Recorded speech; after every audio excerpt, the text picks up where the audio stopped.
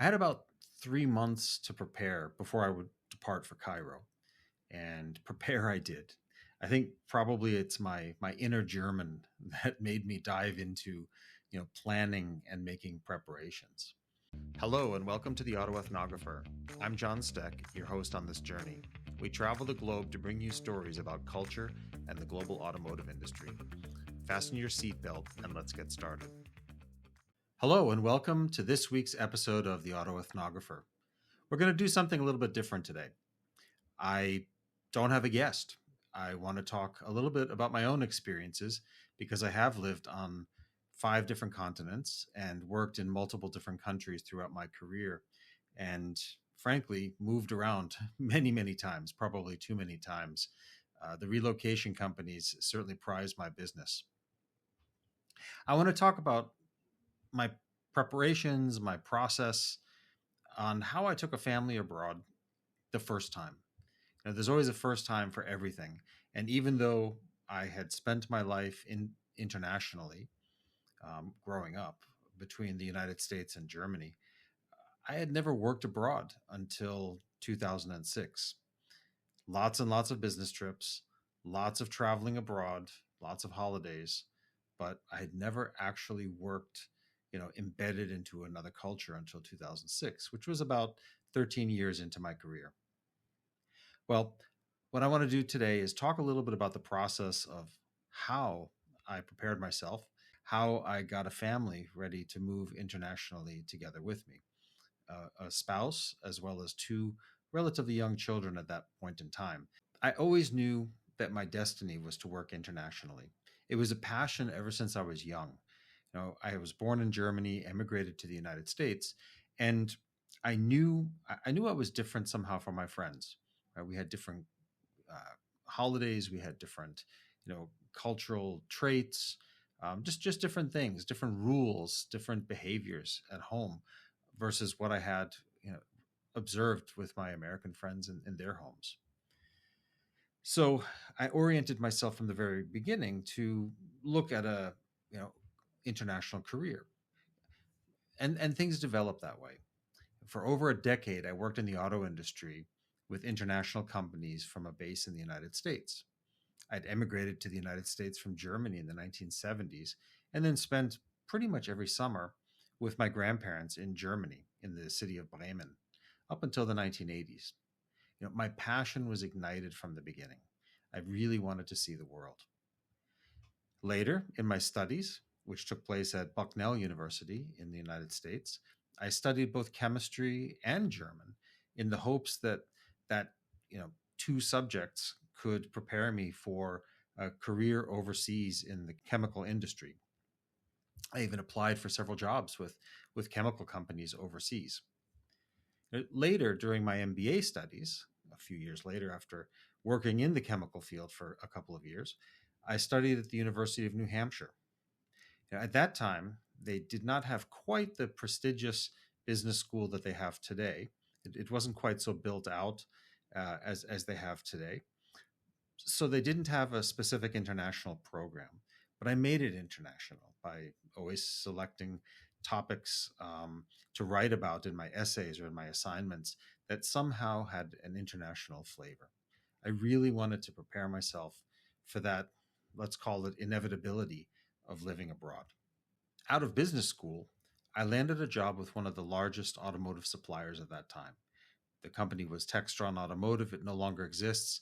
They sold their assets off to a number of different companies, I think such as IAC. They had a focus on interior trim products, and they had operations on several continents, including Europe in the Netherlands. And they served customers from North America, from Asia, and from Europe. So this was very interesting for me. And I sought out assignments within that company that could expose me more to some of their international customers. There was one very interesting project in 1994. I think that was the year that Volkswagen first showed the Concept One. The Concept One, of course, would later become the new Beetle. It had rave reviews. Everybody was excited around the world about seeing a new Beetle coming back, into production someplace on the planet. It was absolutely, I would say, almost a mania about that product, and I was very excited that the company I was working for was asked to quote on the full interior of the new Beetle, the Concept One. This was a huge springboard in my career. I was the only German speaker in the company at that time, and I received on my desk a huge package with all of the quote requirements and all of the technical requirements for the full interior trim of the new Beetle. All of it, every last word in German. So I had to, number one, translate it, and then I had to sit down with the engineering team, with the cost estimating team, and of course with the overall business management team at the company to work through that quotation and to ultimately put in a proposal to Volkswagen. I even had the opportunity to travel with one of the senior vice presidents, and I was quite a junior person at the time. You know, to go to Wolfsburg and to present our proposal to Volkswagen at their purchasing headquarters. This was quite something, especially because, as I said, I was quite junior at the time, and I really leveraged my language resources and my international thinking process to help me moving along. Well, then I also had opportunities to work with Mercedes-Benz in the United States, as well in the factory at Tuscaloosa to launch the M Class, but also with DaimlerChrysler on the Chrysler side, where I worked in the area that was responsible for all of the countries outside of the trading bloc, which was at that time called NAFTA, which was the North American trading bloc. At that time, those two jobs with Mercedes and with Chrysler, Daimler Chrysler, were in the United States, but the focus was almost entirely outside of the country. I had lots of bountiful travel to many locations in Western Europe, even Eastern Europe, whether I had to go to the corporate headquarters of Stuttgart, to motor shows in Frankfurt or Paris, or other locations on the planet, or even, which was very fun, to Jeep camps. To have managing director meetings with Daimler Chrysler in places like Spain and France and Austria and Croatia. It was an adventure. I loved all of this. Sitting in a room with 50 different people from 50 different countries and talking about their business and how it worked in that country. But I had not yet had the opportunity to work abroad myself. And then suddenly, there was the first opportunity to live and to work abroad. I would take the position of the managing director of Daimler Chrysler Egypt. It was interesting because I had a discussion actually at a Camp Jeep in Croatia about the topic, and that's where that idea came up. And essentially the offer came up for me to take on that position over in the Middle East, or I should say North Africa. This was something new to me on many different levels. First of all, living in the Middle East. I had grown up between the United States and Germany, so Europe in general, especially Germany, was very familiar to me. But the Middle East was a different culture. Also different to me was being in the top leadership position, the position where everybody looks at you for the answers or for the decisions. I was going to have 100 employees across both the Mercedes-Benz as well as the various Chrysler brands, Chrysler, Jeep, Dodge, and Ram in Egypt. I would also have oversight and board seats on two different manufacturing facilities, which were joint ventures. One was for Mercedes and one was for Jeep. And then to make this all very exciting, on top of this, I would be taking along a family, a spouse, and two kids, a 7-year-old daughter at the time and a 4-year-old son. I had about 3 months to prepare before I would depart for Cairo, and prepare I did. I think probably it's my inner German that made me dive into planning and making preparations. And I had to learn about how to live and how to work in Egypt. My parents had previously lived in Saudi Arabia, and I learned a lot about the Middle East from visiting them there. But there are really vast differences between the Saudis and the Egyptians. And I had to try to parse those and understand, what are the differences and how can I work effectively in Egypt. And even though I'd had a 35-person department back in the Daimler Chrysler, Chrysler World Headquarters, managing the company's inventory, production planning, and sales reporting across all countries outside of NAFTA. Now, this was a far cry from running a full operation, an operation where I would have sales, marketing, dealer network, customer service, as well as government relations. And on top of that, as I mentioned before, I would have two factories where I would be sitting on the board seats and having interaction with the factory and talking with them about production issues and production scheduling and so forth. I really needed to dive in and I needed to prepare myself to lead a company that would have nearly 100 employees, which were primarily Egyptians, with a couple of German expats. My predecessor, the previous managing director before me, was an American who had come from the Chrysler side of the business. And apparently, he focused very heavily on the Chrysler side. So there were some, let's say, some frictions between the two sides of the house in the operation at Egypt. And because of my German background, my having worked for Mercedes-Benz for about 7 years beforehand, and then having worked for Chrysler at the world headquarters for 4 years, it seemed like I was the perfect person to come in there and to try to smooth over some of the ruffled feathers that had come into place over the previous couple of years. So, how do I prepare for going abroad? Right, I don't like to go anywhere and be unprepared, but especially for something so big and so important and such a major step in my life and in my career. I did as everybody does nowadays. I immediately went online, but I have to admit the resources in 2006 were pretty vastly different than what you can find online today. There were some articles and there were blogs, especially expat blogs, which they covered a lot of the aspects of living internationally, with a family, especially as an expat. Where to shop, schools, preschools, grocery shopping, touristic activities, information about visas, all sorts of things like this, things that are important. Um, but also, as one did back in 2006, I bought books, and of course, those are available now online in a digital format, a little bit less so at that point in time. But I bought books about the Egyptian culture. I bought books about the Arab culture, and on living in North Africa, living in the Middle East, hoping that from all of this reading that I would do, I could understand, you know, how do people live there? How do people work there? How do they interact with each other? And how could I fit in and adapt myself? I also wanted to, prepare myself to take on the position as a managing director. Like I said, it was the first time that I would be in the top job, the job where I could say the buck stops here, right? I had to take the final decisions for pretty big decisions, in fact. I wanted to be prepared there. So I bought a book on the first 100 days in the top job. The title was something like that. And I also bought a German book because I would be working of course, in a German company or half German company.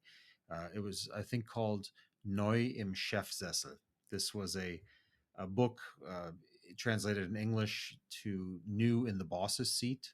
It was a recommendation from a previous boss that I had personally had in my Tuscaloosa, Alabama days at Mercedes-Benz. I devoured the books. I took lots of notes. And then as I do, I created an extensive checklist in Excel that would serve as my roadmap to let me hit the ground running as quickly as possible and not to leave anything out, not to forget anything, and to be as thorough as possible in working my way into this new position. In the meantime, my spouse also prepared. She ordered books on raising expat children, how to take children abroad, and also on a spouse following abroad. Right? This automatically meant for her having to curtail any kind of professional or career activity that she had. What would she be doing when living abroad? In September of 2006, we traveled to Egypt for the first time, one of those look-see type visits. We went and talked to the school, which was the Cairo American College, and we also toured numerous apartments. We looked at, what are the living conditions like in the city of Cairo, specifically in the district called Mahdi. That was also where the American school happened to be located. And as luck would have it, we finally, after touring many apartments, and this was a change as well because we had been living in a house outside of Detroit. Now we were looking at living in an apartment, which was something completely new to us and something completely new to the children.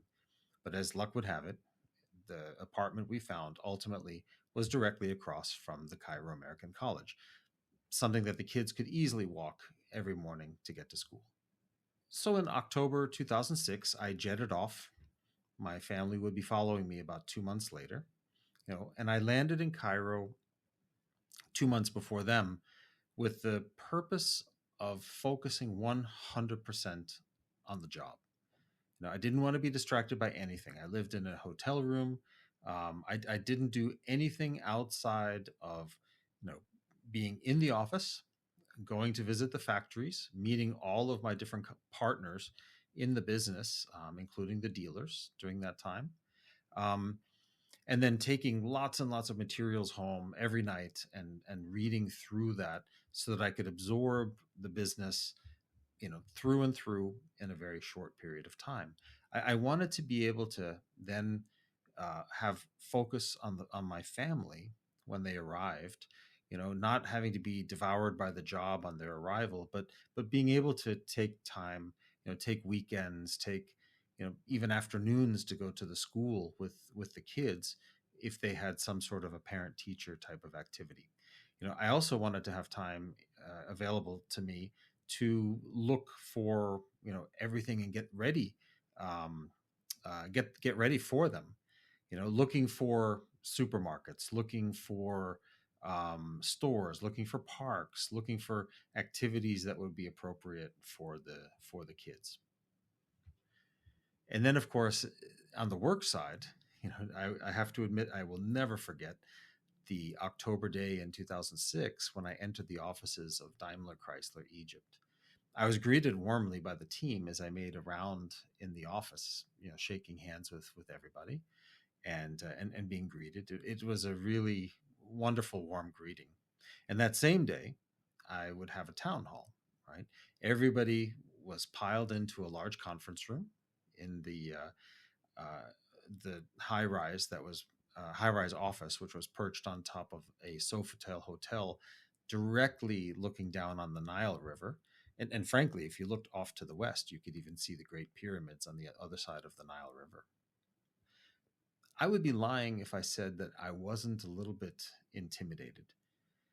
I had read about the hierarchy in Egyptian companies. I read about how they look up at the boss, at the leader. And I knew here were 100 people, almost 100 people, looking at me and expecting me to say wise things immediately on day one.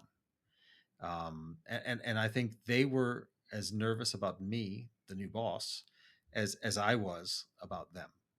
Of course, I could not show that. That was something that I had to had to put aside. After this, I dove in. I meticulously, again, my German heritage, went through my checklist, meeting with every department from both sides of the company, Mercedes-Benz and Chrysler. I learned about the local market. We talked about the sales, about marketing. We talked about customer service. We talked about the dealer network, some of the interesting laws and characteristics of Egyptian customers and the automotive market in general. Even tariffs were a big topic in Egypt at that time. For Egypt had a pretty protected market and was charging a very high tariff on vehicle imports. And as a result of that, quite a few of the manufacturers had built CKD, or complete knockdown kit factories, where they, again, merely reassemble a kit that was shipped from the home factory, locally. And that was one reason, of course, why Mercedes-Benz and why Jeep had the same type of factory. They were building vehicles from kits locally in Cairo. My checklist wasn't perfect, of course not. There were points that I missed that were very specific to Egypt, and there were some things which were superfluous, which I had put onto my list, things which weren't really so important, and I had them on there. But the whole concept of having a roadmap, something that took me through my first 100 days, um, that was important. And I felt, really, after the first 2 months, even before my family arrived, I felt like I had a pretty good grasp on the market, and a good feeling for what I had to do, and how I could solve some of the issues that Daimler Chrysler Egypt had to face at that time, whether on the Mercedes-Benz side or on the Chrysler and Jeep side. Of course, on the side, there were also many personal things that had to be done. I already alluded to that. Bank accounts had to be set up, right? I had to make sure that I had a dollar bank account as well as a Egyptian pound bank account, so that I could be paid locally, and then exchange my money and save it in either currency. The apartment that we had selected was a little bit of a risk. It was still under construction when we selected it, across from the American school, and they were really just doing the finishing work. But still, you don't know whether they actually finish it or not in time for us to move in at the very end of December of 2006. So, it's interesting, because it was a new construction. Everything could be chosen. Even the children were able to choose the color of their rooms. My daughter chose blue, and my son chose green. So they had the light blue and light green rooms, painted exactly, actually, the color that they wanted, because they sent me a picture of the color that they liked, and they got exactly what they want. So this was a small touch that made them feel a little bit more at home when they arrived in the country, just weeks later. And then the final arrangements with the school had to be made. I had to matriculate the kids, go through the whole process of filling in documents, getting them signed up, and getting them, oriented into the school.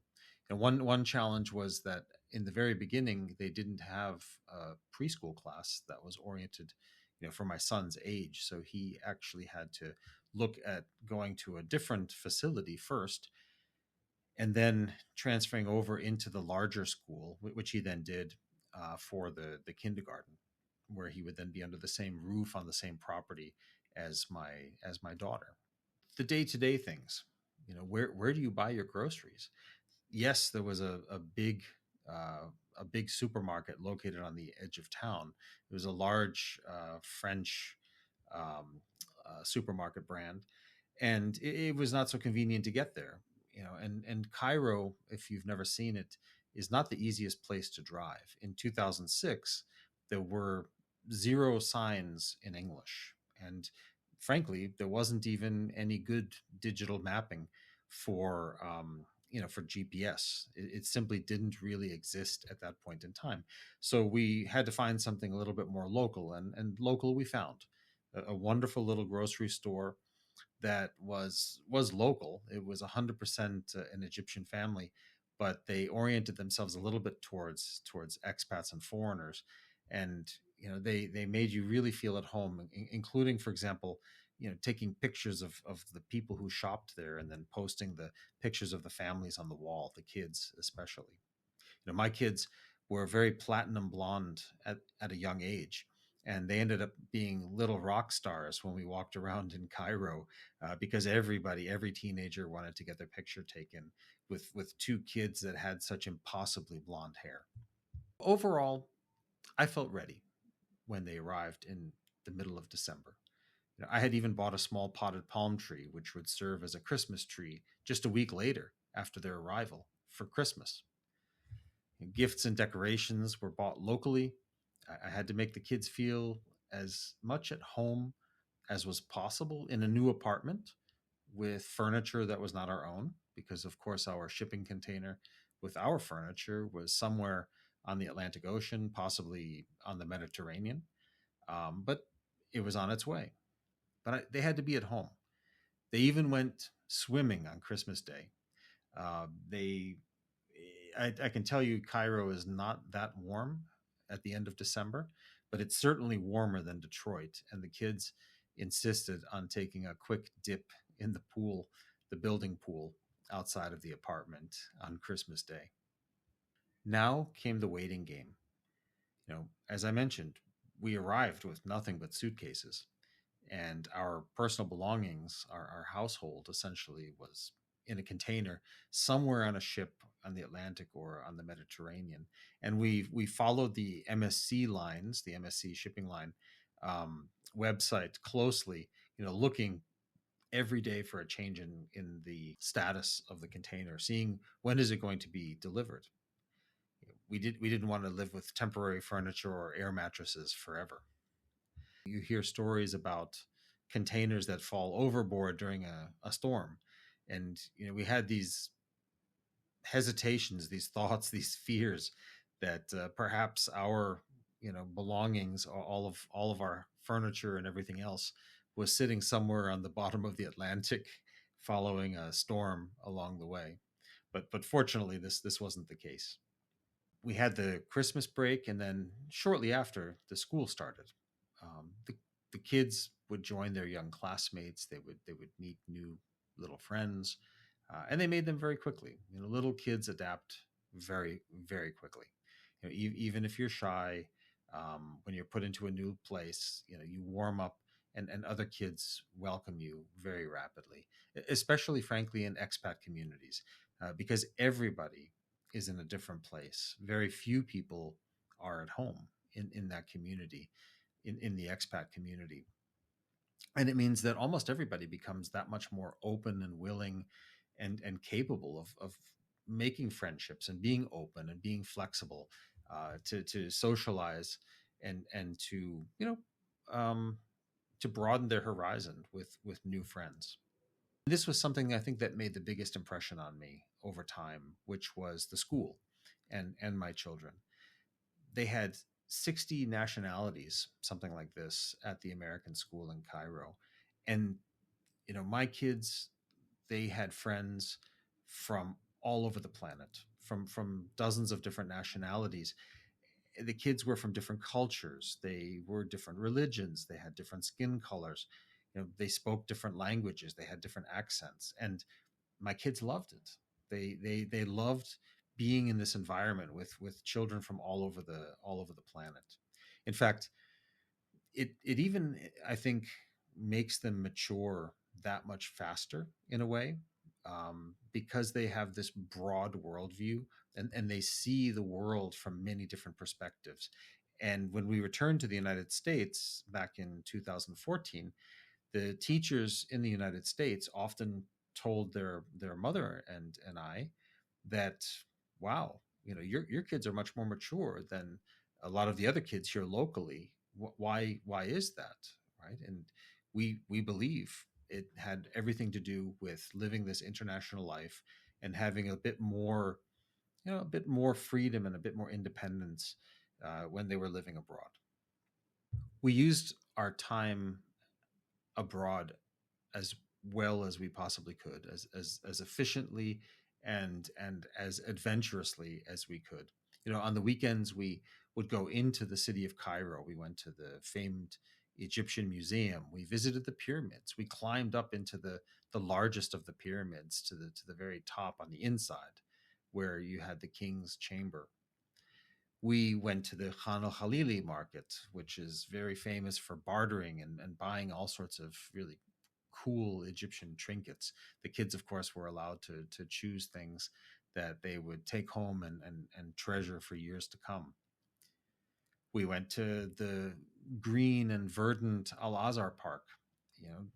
When you live in Cairo, it really shocks you if you've lived in a place that has forests and trees and grass, because it's gray and it's tan and it's brown because you don't have so much vegetation. And going to this park was just a feast for the eyes, to just take in the green and the palm trees and the grass and the plants and the flowers, just for a couple of hours, having lunch there and looking out at this and enjoying it. We even went up to the famed city of Alexandria, which was quite an adventure on the Mediterranean Sea, and explored that city. You know, we even had lunch with one of the dealer partners from the Chrysler side of the business, who took us to quite a famous restaurant in Alexandria, where one of the dishes on the menu was pigeon. And all of us in the family tried it, and actually the kids even enjoyed eating the pigeon. Even when we told them what it was, they still seemed to enjoy it. We really cherished those times. I would say among the most fun was that me, as the head of the Jeep brand in Egypt, I was also an honorary member of the Jeep Club Egypt. And this allowed me a chance, and the entire family a chance, to drive out in the desert on these monthly trips with the Jeep Club. We would go out sometimes overnight, sometimes just a long day trip, deep out into the Sahara to the south and the west of Cairo. And we would just drive through the desert. Sometimes it was in soft sand, sometimes it was rocky. You know, it was different every single time. But the one thing that was constant was the adventure that I felt, that my family felt, and that the kids had with the other kids, usually from Egyptian families. They couldn't speak the same language, but somehow children always find a way to play, even if they don't know exactly how to communicate with each other using words. There were certainly challenges on this journey of living and moving to and ultimately out of Egypt. But preparation was really what helped.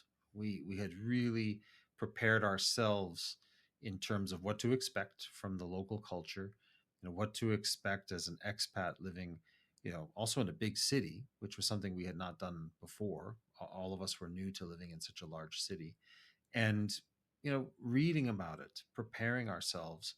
This all helped, and I think it's one of the most important things that you can do as you seek to build your international career is to know what you're getting into, and to understand how to adapt to the culture that is welcoming you and that is taking you in, adopting you for a number of years before you move on.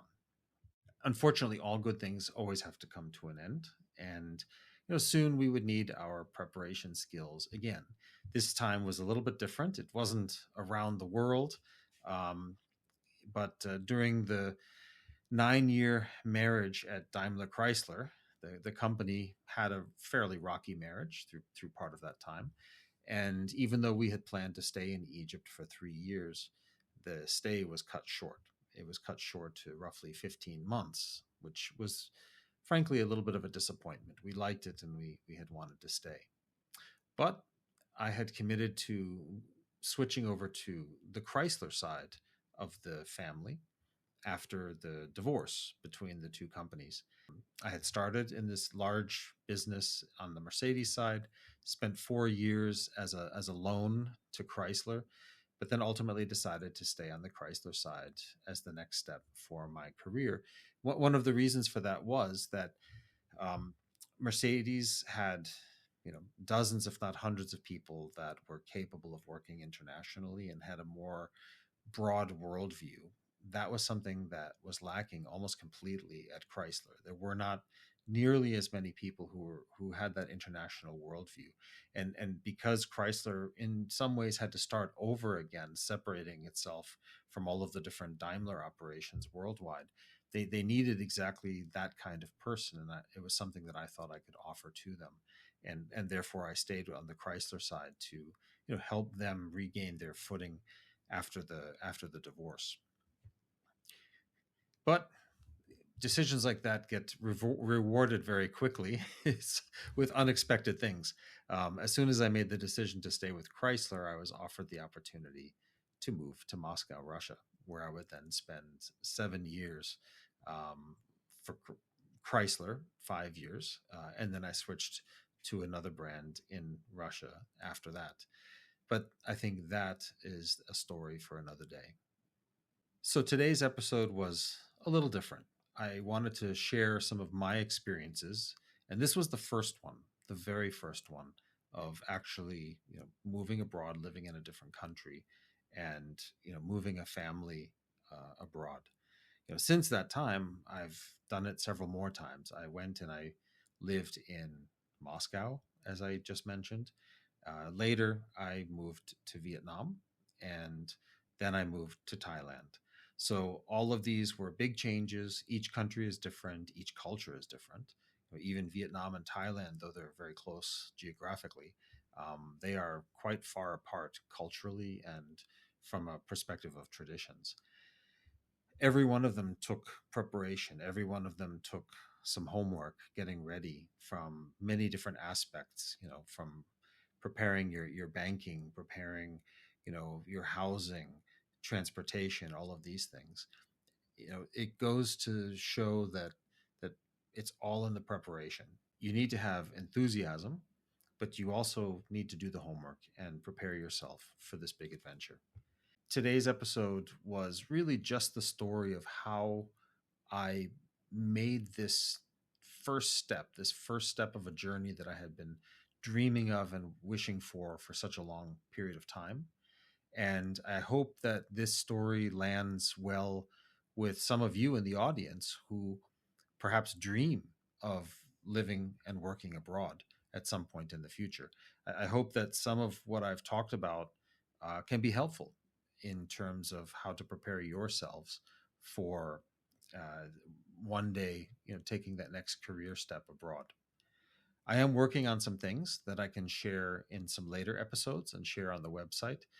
Those are still some weeks away, but it's specifically about the preparation for moving abroad and getting yourself, oriented, set up, and acclimated to a new country and a new culture.